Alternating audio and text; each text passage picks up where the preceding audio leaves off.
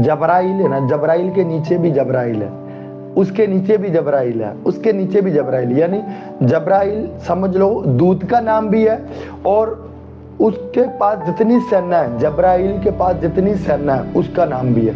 मैकाएल, मैकाएल सेना का नाम भी है। हालेलुया।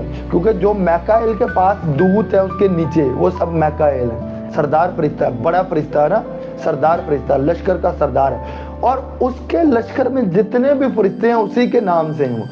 ये बड़ी सीक्रेट मैं आपको बता रहा हूँ। हालेलुया। इसका मतलब ये है, अगर किसी बंदे ने डैनियल की तरह जबराइल के साथ इनकाउंटर नहीं हुआ, तो जबराइल जो उससे नीचे का जो दूत है वो आता है। हालेलुया।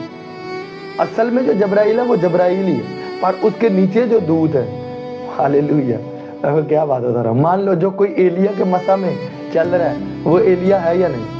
हालांकि वो एलिया है तो नहीं है, पर एलिया गिना जाता है, माना जाता है कि नहीं?